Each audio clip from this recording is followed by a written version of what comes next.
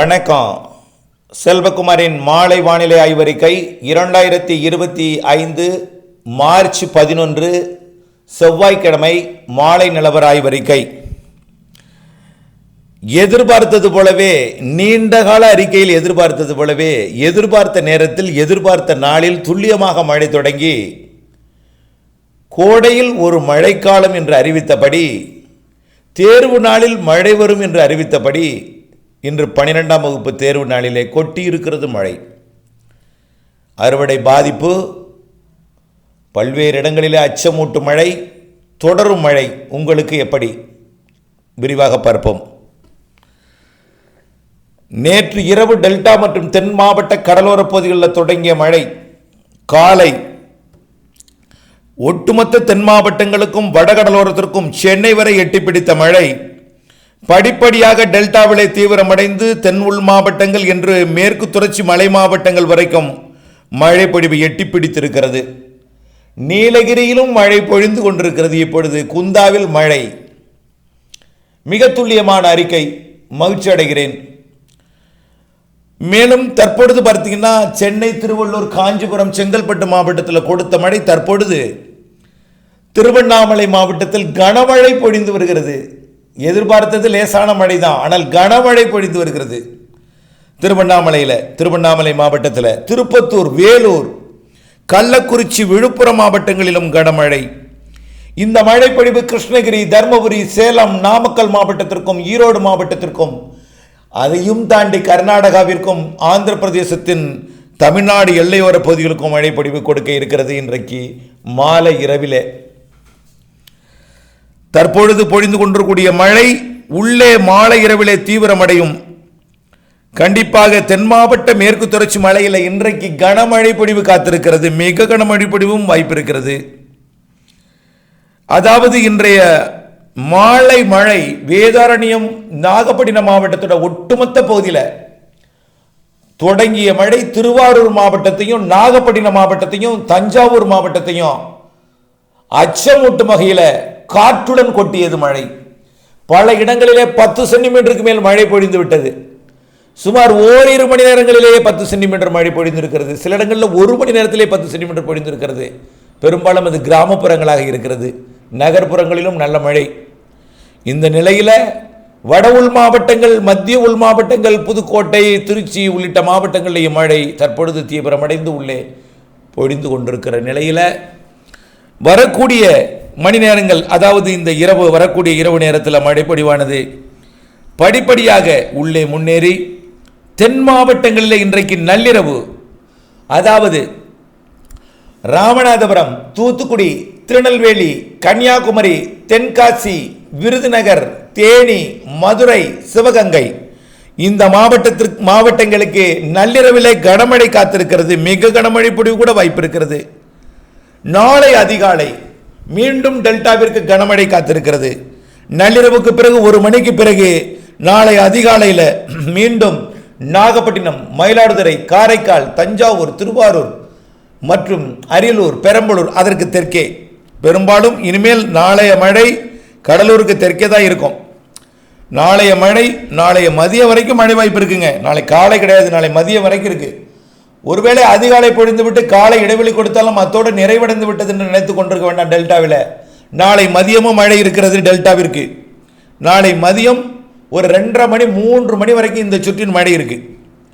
அதாவது இப்பொழுது பொழிந்து கொண்டிருக்கூடிய மழை வட உள் மாவட்டங்கள், மத்திய உள் மாவட்டங்கள், தென் உள் மாவட்டங்களில் பொழிந்து மேற்கு தொடர்ச்சி மலையில் ஒட்டுமொத்தத்துக்கும் போய் பொழிந்து கோயம்புத்தூர் மாநகரத்திற்கும், அதே போல நீலகிரிக்கும், ஈரோட்டிற்கும், பிறகு கர்நாடகா எல்லையோர மாவட்டங்களாக கிருஷ்ணகிரி, தருமபுரி வரைக்கும் பொழிந்துன்னா இடையில் கூடிய சேலம், நாமக்கல், கரூர், திருச்சி, கள்ளக்குறிச்சி, விழுப்புரம் எல்லாம் பொழிந்து பிறகு தென் மாவட்டங்களுக்கு நள்ளிரவில் தீவிரமடைந்து கன்னியாகுமரி, திருநெல்வேலி, தென்காசி, தூத்துக்குடி, விருதுநகர், தேனி, மதுரை, சிவகங்கை, ராமநாதபுரம் உள்ளிட்ட மாவட்டங்களுக்கு தீவிரமடைந்து பிறகு நாளை அதிகாலை மீண்டும் டெல்டாவிற்கு மழை பொழிவை தொடங்கி நள்ளிரவில் கொஞ்சம் வீக்காக இருந்தாலும் தூரல் சாரலோட விட்டு மழைப்பொழிவு கொடுத்து கொண்டிருந்தாலும் மீண்டும் மாலை அதிகாலையில் ஒரு நல்ல ஒரு மழைப்பொழிவை கொடுத்து, ஆனால் பாதிப்பில்லாத மழை மதியம் இன்றைக்கு மாலை பெய்தது போல் அமையாது.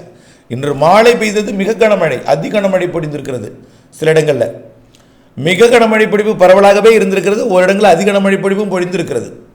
இந்த நிலையில் நாளை காலை சற்று தீவிரம் குறைந்து ஓய்ந்தால் போல் இருந்தாலும் மீண்டும் நாளை 11 மணிக்கு பிறகு டெல்டா மற்றும் அதற்கு வடக்கே இருக்கக்கூடிய கடலூர், அரியலூர், பெரம்பலூர், டெல்டா மயிலாடுதுறை உட்பட மயிலாடுதுறை, காரைக்கால், தஞ்சாவூர், திருவாரூர், நாகப்பட்டினம், அரியலூர், பெரம்பலூர், கடலூர் மற்றும் திருச்சி, உள்ளே திருச்சி வடக்கு, நாமக்கல், சேலம், ஈரோடு, நாளை மதிய மாலையில் ஈரோடு மற்றும் கோயம்புத்தூர், திருப்பூர் மற்றும் தெற்கே திண்டுக்கல், கரூர், திருச்சி தெற்கு மத்திய பகுதி, புதுக்கோட்டை, சிவகங்கை, ராமநாதபுரம், மதுரை, விருதுநகர், தேனி மற்றும் தென்காசி, திருநெல்வேலி, கன்னியாகுமரி, தூத்துக்குடி இத்தனை மாவட்டங்களுக்கும் நாளை மாலை வரைக்கும் வாய்ப்பு இருக்கு. டெல்டா மற்றும் அதனை ஒட்டியுள்ள மாவட்டங்களுக்கு நாளை மதியம் வரைக்கும், நாளை மாலை தென் மாவட்டங்களுக்கு மழைப்பொழிவை கொடுத்து விலகிவிடும்.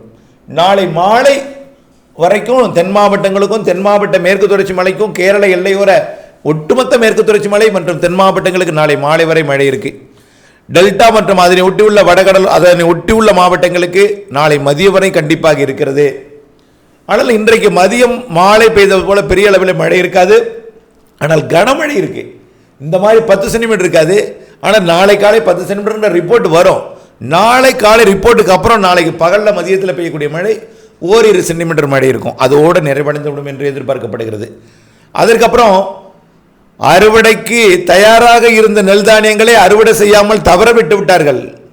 ஏதோ காமெடி செய்கிறோம் என்று நினைத்து கொண்டிருந்தார்கள். அவர்களே சொல்லிவிட்டார்கள், நீங்கள் காமெடியாக ஏதோ சொல்கிறீர்கள் என்று. கடந்த முறை 28 மற்றும் 1ஆம் தேதி சொல்லியிருந்தோம் கனமழை கொட்டியது. இந்த முறை என்ன சொல்லியிருந்தோம்? நிலநடு கோட்டு பகுதியிலிருந்து வெப்பநீராவி வருகிறது என்று சொன்னோம். நல்லா பாருங்க, வானிலை ஆய்வறிக்கையை எப்படி நாம் அதை மழைப்பொழிவை உறுதிப்படுத்த வேண்டும் என்றால், நிலநடு கோட்டிலிருந்து காற்று வந்தாலே கொட்டும் மழைதான். எப்பொழுது நிலநடு கோட்டில் இப்போ சூரியன் குத்துக்கிறது எங்க இருக்கு? மார்ச் 21ஆம் தேதி நிலநடு கோட்டை நெருங்க போகிறது. நிலநடு கோட்டுக்கு தெற்கு பகுதியில் இருக்கிறது இப்பொழுது சூரியன் குத்துக்கதிர். மார்ச் 21க்கு இன்னும் 10 நாள் தான் இருக்கு. ஆக இந்த 10 நாள் நிலநடு கோட்டை அடையும். அப்படின்னா அங்கே வெப்பம் அதிகம், அங்கே நீர் ஆவியாவதில் அதிகமாக இருக்கும். அந்த கடற்பகுதியிலிருந்து வரக்கூடிய காற்று தான் இப்பொழுது டெல்டாவிலே ஏறியது. டெல்டா மட்டுமல்ல, இலங்கை டெல்டா, தென் தமிழ்நாடு எல்லாம் மழைப்பொழிவை கொட்டக்கூடிய அந்த காற்று நிலநடுக்கோட்டு பகுதியிலிருந்து வருவது. இந்த நிலநடுக்கோட்டு பகுதியிலிருந்து வரக்கூடிய காற்றை குளிர்விக்கும் அமைப்பு கிழக்கு காற்று, இதனால தான் கொட்டுகிறது. இது நாம ஏற்கனவே அறிவித்திருந்தோம். தென் மாவட்டங்களுக்கு மட்டும்தான் மிக மழைப்பொழிவு கொடுத்திருக்கிறார்கள். ஆனால் கண்டிப்பாக டெல்டாவிற்கும் மிக மழைப்பொழிவு உண்டு. நாளைய முதல் தொடக்க மழை டெல்டாவிற்கு இருக்கும். அதற்கு பிறகு தென் மாவட்டங்களுக்கு கூடுதலாகும். அப்புறம் மீண்டும் பரவலாக இருக்கும் என்று தான் சொல்லியிருந்தோம். அனைத்து மாவட்டங்களுக்கும் உண்டு. சென்னை வரை எட்டி பிடித்திருக்கிறது. ஆக நாளைய மதியத்துடன் இந்த மழைப்பொழிவு டெல்டாவிற்கு ஓயும். நாளை மாலையுடன் தென் மாவட்டங்களுக்கும் ஒட்டுமொத்த இந்த சுற்றின் மழைப்பொழிவு தமிழ்நாட்டை விட்டு விடைபெறும் நிலையில் அடுத்த நாள் அதாவது 13, 14, 15ஆம் தேதி இடைவெளி கொடுக்க இருக்கிறது மழைப்பொழிவு. அதாவது அறுவடை தானியங்களை மீட்டெடுக்கவும் உலர்த்தவும் அறுவடையை செய்யவும் ஒரு வாய்ப்பாக 16ஆம் தேதி வரை இடைவெளி கொடுக்க இருக்கிறது. மீண்டும் மழை இருக்கிறதுங்க 17ஆம் தேதியிலிருந்து. 17ஆம் தேதியிலிருந்து வருவது இப்படிப்பட்ட ஒரு பெருமழையை கொடுக்காது என்று எதிர்பார்க்கப்படுகிறது. ஆனால் காற்று சுழற்சி வரப்போகிறது. அது மேலடுக்கு சுழற்சியாக இருக்கும். வெப்பம் குறைந்திருக்கும், புழுக்கம் அதிகமாக இருக்கும். வெயில் இப்போ மழை கூடும். இப்போ இதே வானிலை இல்லை, 2 நாளைக்கு தான் இந்த வானிலை. மீண்டும் 13ஆம் தேதி வெப்பம் இப்போ இன்றைக்கு ரொம்ப குறைந்து 35 டிகிரி ஆயிடுச்சு. இதை விட கொஞ்சம் கூடும், 34, 33 ஆயிடுச்சு உள்ளே சில இடங்களில். ஆக 35க்கு கீழ் போய்விட்டது. 100 டிகிரிக்கு கீழெல்லாம் நேற்றே குறைஞ்சிச்சு. ஆகவே நாளை 36ஆக இருந்து பிறகு 37ஆக உயரும். நாளைய மறுதினம் 13ஆம் தேதி, பிறகு 38ஆக 15ஆம் தேதி போய் 16ஆம் தேதி மீண்டும் 36ஆக குறைஞ்சி மீண்டும் மழை வந்துடும், அடுத்த சுற்று மழை. ஆனால் அது பெருமழை கிடையாது. அது தென் மாவட்டங்களுக்கு லேசான மிதமான மழைப்பொழிவாகவும் டெல்டாவிற்கு தூறலும் தென் மாவட்ட மேற்கு தொடர்ச்சி மலைக்கு ஒரு நல்ல மழைப்பொழிவையும் கொடுக்கும் என்று எதிர்பார்க்கப்படுகிறது. ஆனால் மிரட்டிக்கொண்டே இருக்கும். 16ஆம் தேதிக்கு பிறகு மாத இறுதி வரை மிரட்டும் வானிலை, மேகமூட்ட வானிலை, மப்பு மந்தரமாக அவ்வப்பொழுது இருக்கும், வெயில் மந்தமாக இருக்கும், புழுக்கமாக இருக்கும், எல்லாம் கலந்த வானிலையாக 17ஆம் தேதிக்கு பிறகு மாற இருக்கிறது. மாத இறுதியில் வலுவான நிகழ்வு இருக்கிறது. மேலும் ஆகவே 17ஆம் தேதியிலிருந்து மீண்டும் ஒரு குழப்பம் இருக்கிறது, பெருமழை இல்லை. ஆனால் நீங்கள் அவ்வளவு வரைக்கும் நீங்கள் காத்து கொண்டிருக்க வேண்டாம். 13லிருந்து 16ஆம் தேதிக்குள் அறுவடை செய்ய பாருங்கள். 17ஆம் தேதி வானிலை எப்படி இருக்கிறது என்று அப்டேட்ஸோடு இணைந்திருந்து திட்டமிட்ட பணியை நீங்கள் மேற்கொள்ள வேண்டும். தவிர அச்சப்பட வேண்டாம். ஆனால் இப்பொழுது ஐவருக்கு எப்படி 17லேருந்து மாத இறுதி வரைக்கும் வரக்கூடிய காற்று சுழற்சிகள் கொஞ்சம் வீக், லேசாக மிதமாக இருக்கலாம், தூறலாக இருக்கும் பெரும்பாலும். ஆனால் 22க்கு மேலே கொஞ்சம் வலுவான நிகழ்வும் தெரிகிறது. இவையெல்லாம் வரக்கூடிய நாட்கள் நம்ம உறுதிப்படுத்தலாம். ஏப்ரல் மேலேயும் வலுவான நிகழ்வு இருக்குது. 10 நாட்களுக்கு ஒரு முறை ஒரு நிகழ்வு இருக்கிறது, ஏற்கனவே சொல்லியிருக்கிறோம். அதன் அடிப்படையில் ஒரு 4 நாள் நல்ல வெயிலாக இருக்கும், 5 நாள் 6 நாள் கூட நல்ல வெயிலாக இருக்கும். படிப்படியாக வெயில் ஏறும், அப்புறம் படிப்படியாக வெயில் இறங்கும், பிறகு கிழக்கு காற்று வரும், அப்புறம் மழை வரும், அப்புறம் படிப்படியாக வெயில் ஏறும், அப்புறம் படிப்படியாக வெயில் இறங்கும், கிழக்கு காற்று வரும், அப்புறம் மழை வரும். இப்படியே மாறி மாறி நிகழ்வுகள் வந்த வண்ணம் இருக்கும். மாதத்திற்கு ஒரு 3 நிகழ்வுகள் இருக்கிறது. அது காற்று சுழற்சியாகத்தான் இருக்கும். மாதத்திற்கு ஒரு நிகழ்வு வலுவாக இருக்கும். ஏப்ரலில் 1, மேல 1. அது நிறைய மழைப்பொழிவை தருவதற்கு வாய்ப்பு இருக்குது. இவையெல்லாம் எந்த நாள், எப்பொழுது, எங்கே என்பதையெல்லாம் வானிலை அப்டேட்ஸ் தான் நம்ம நாள் நெருங்க அந்த நாட்களை அறிவிக்க முடியும். தொடர்ந்து இணைந்தே இருங்கள். சுருக்கமாக சொல்லப்போனால் கோடை வெப்பம் சராசரி இருக்கும், கோடை மழை சராசரிக்கு கூடுதல் இருக்கும். தென்மேற்கு பருவமழை முன்கூட்டியே மே மாதம் 31ஆம் தேதியே தொடங்கும். தென்மேற்கு பருவமழையும் சராசரி கூடுதல், வடகிழக்கு பருவமழையும் சராசரி கூடுதல்னு ஏற்கனவே சொல்லியிருக்கிறோம். இந்த ஆண்டு நாடெங்கும் விவசாயத்துக்கு ஏற்ற முறை 75% பாதிக்கும் மழை இருக்கும் அப்படின்னு நம்ம ஏற்கனவே சொல்லியிருக்கிறோம். ஆகவே நல்ல மழை இருக்குது, வறட்சி என்பதற்கு வாய்ப்பில்லை. மழை இருக்கிறது, ஆனால் நீங்கள் சேமித்து பயன்படுத்த வேண்டும். சேர்த்து பெய்யும். உங்களுக்கு எப்பொழுது மழை நீர் தேவையோ அப்பொழுது அது வானம் வழங்காது. சேமித்து திட்டமிட்ட வேளாண்மை செய்வதற்கு மழைநீர் சேகரிப்பு அமைப்பை ஏற்படுத்திக் கொள்ளுங்கள். நன்றி.